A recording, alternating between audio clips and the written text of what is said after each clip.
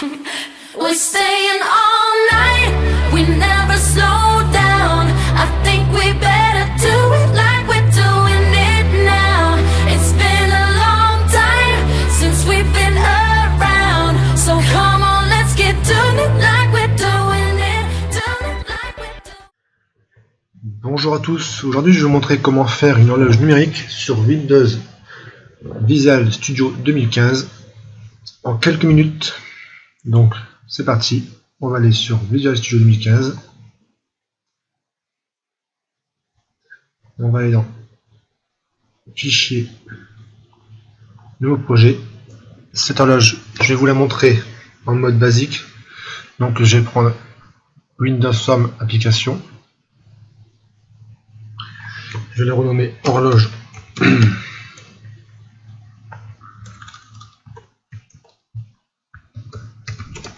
numérique.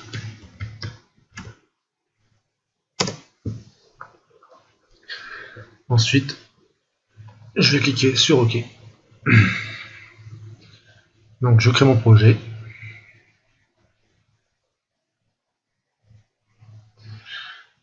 Donc, ça, c'est l'interface de création. Donc, c'est là-dessus qu'on va créer notre horloge. Donc, là, je vais commencer par agrandir ma fenêtre pour vous donner une taille à peu près à la taille que je souhaite avoir à la fin. Car à la fin, je mettrai une photo pour montrer comment mettre une photo sur l'horloge. Donc déjà, on voit qu'ici c'est écrit forme 1, c'est le nom de la fenêtre. Et pour moi, je vais changer, je vais mettre le nom de ce que je suis en train de faire. Donc je vais mettre horloge numérique.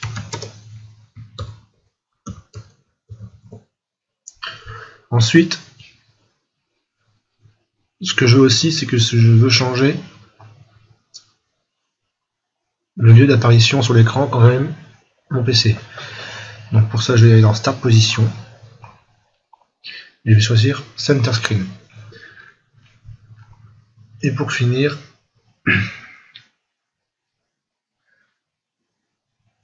je vais modifier les bordures, la forme de ma fenêtre, car en fait j'ai envie que on ne puisse pas la modifier, qu'en fait elle reste à la même taille, donc on ne puisse pas la réduire. Donc pour ça, je vais dans Border Style. Après c'est à votre choix si vous voulez qu'on puisse la modifier. Il suffit de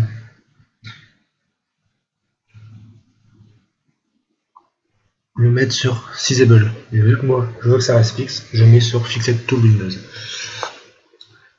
Donc pour faire apparaître mes chiffres sur la fenêtre, je vais utiliser ce qu'on appelle un label. Donc ce label, je vais mettre ici au milieu pour l'instant. Et pour que mon horloge fonctionne bien, il me faudra aussi un timer.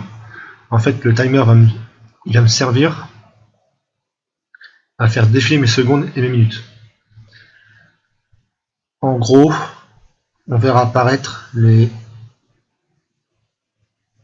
0, 1, 02, 03, 04, 05, 06, 07, 08, 09. Et après, on reprendra par 10, 11, 12, 13. Que si j'aurais fait sans timer, ça m'aurait affiché 1, 2, 3, 4, 5, 6, 7, 8. Même avec le timer, il m'aura affiché ça, mais il y a une variante dans le codage qui me permet de rajouter le 0 juste avant le 1. Je vous montrerai ça dans quelques secondes. Mais pour l'instant, on va préparer le label. Donc pour cela,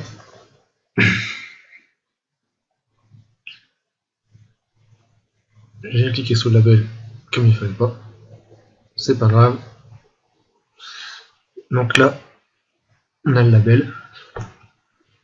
Mon label, je vais aller dans Auto Size pour le mettre sur ma page entière.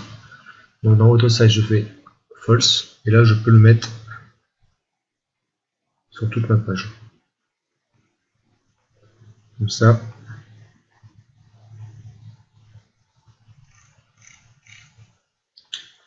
Il est là.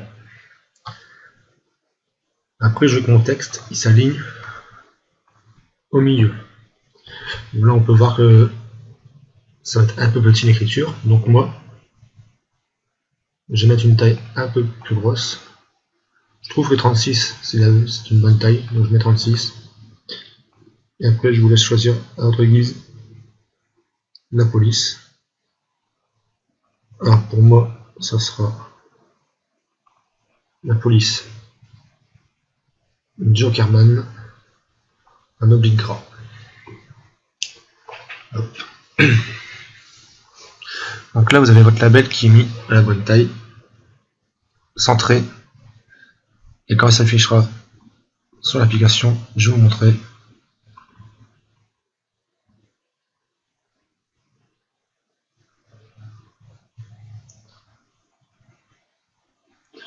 On voit que notre application elle s'ouvre avec le label 1 écrit bien au milieu. Donc ça sera notre application quand elle sera finie, avec l'heure qui défilera bien sûr. Donc maintenant je vais pouvoir cliquer sur le label 1. Donc malheureusement quand je ouvre mon code à côté de Private Sub n'est pas le bon, donc je vais vous montrer lequel code il faut mettre pour que cela marche. Donc pour que ça marche, il faut taper forme 1. Je tiens à préciser que tous ces codes ils seront mis dans un lien en dessous de ma description. Donc on met forme 1, tiré du 8, load, ouvrez les guillemets, by val, sender as system.object, virgule, by val, he has systems event args. Event.args.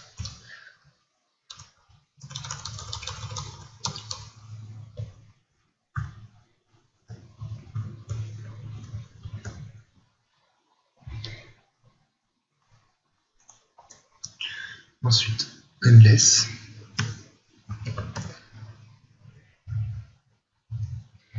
My base. Load. Donc ça c'est la bonne formule.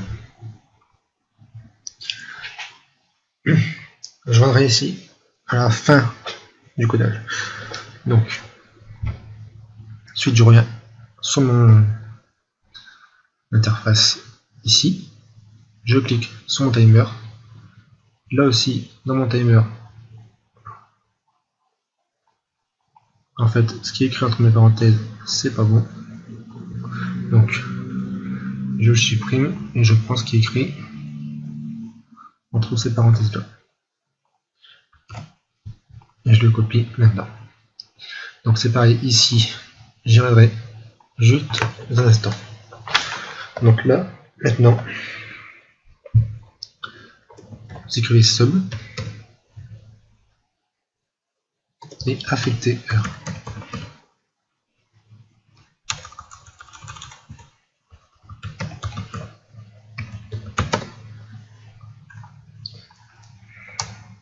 Et c'est là-dedans que vous allez mettre tout le codage qui va permettre au timer de marcher et dans le label. Donc c'est simple, vous écrivez dim seconde as string égale date .no .seconde. On fait pareil avec les minutes.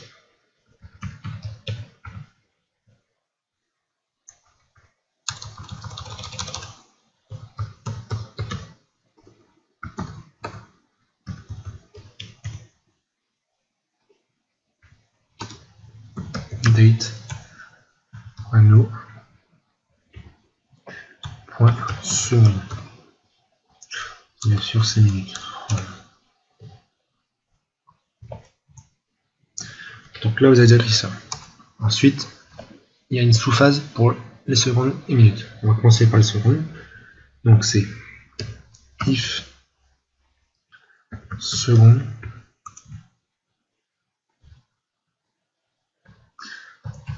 en secondes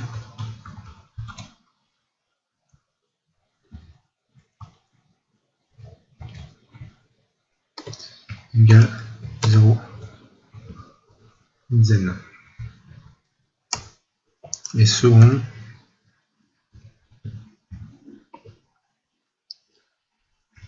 égale, on va les mettre 0 et secondes.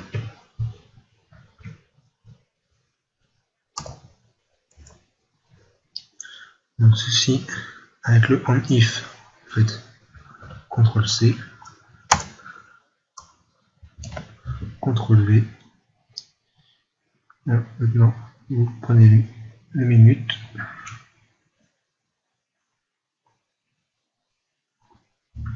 CTRL C,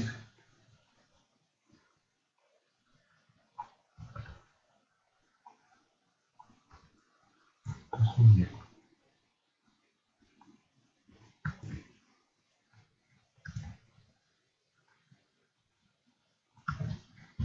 Hop, comme ça c'est fait. À la suite du on if, maintenant on va écrire la formule qui va faire marcher en mettant bien sûr les deux points entre chaque chiffre. Donc c'est label 1, texte. Je mets label 1 parce que le label m'a mis c'est le label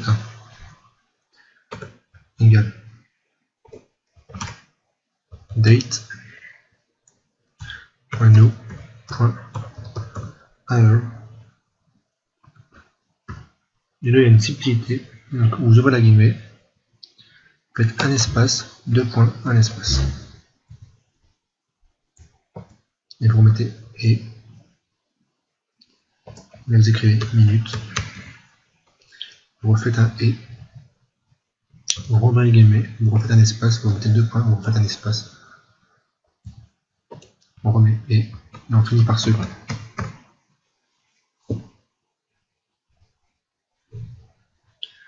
Donc là, le codage, il est fait. Donc quand on fait start,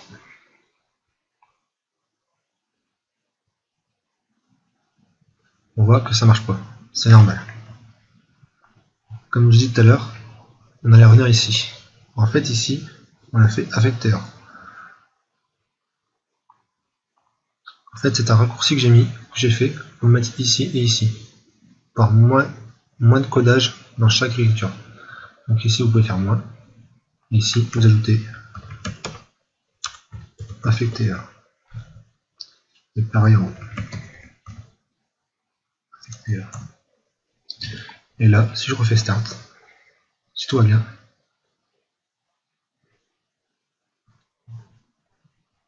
on voit que l'heure apparaît, mais sans que ça se défile.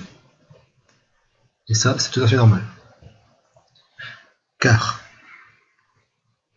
dans le timer, dans ses propriétés, ici, on peut mettre inIblade sur true et l'intervalle à 1000. Pour faire un intervalle comme une vraie seconde, comme une vraie range. Et donc là, ça y est, on voit que tout se défile. Et on voit bien qu'il y a 13h, 04 et 27, et la suite. Ensuite, j'ai dit que j'allais mettre une image. Donc pour l'image, je vais sur le label et je vais dans image. Et là, vous faites local ressources, importer, ouvrir, ok. Et maintenant,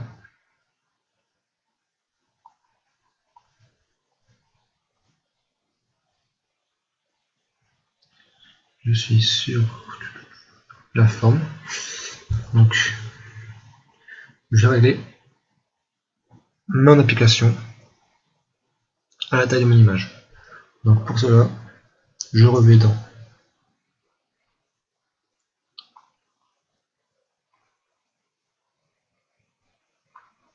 Sizable,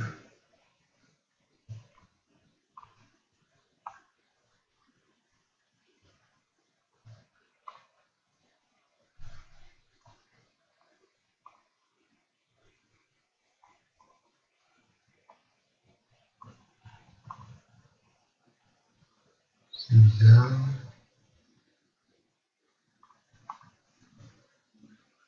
D'accord. C'est vrai, je vais mettre 6 ébaules, 6 ébaules, 6 ébaules, tout le monde. Hop. Là maintenant. Zut. Donc.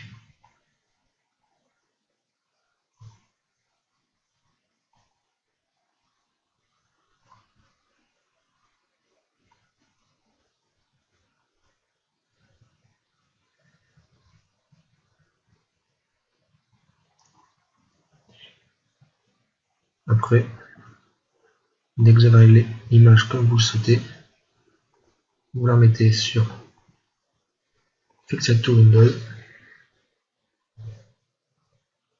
Je peux pas le faire parce que j'ai pas fermé la fenêtre.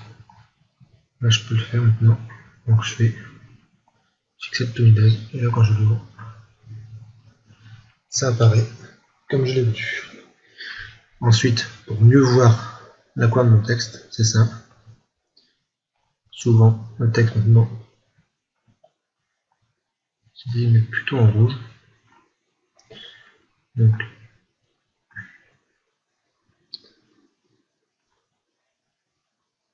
quand je fais apparaître, on voit bien leur apparaître sur l'écran. Donc voilà, c'était un tuto pour montrer comment faire une horloge numérique en quelques minutes. Abonnez-vous et à bientôt pour de prochaines vidéos.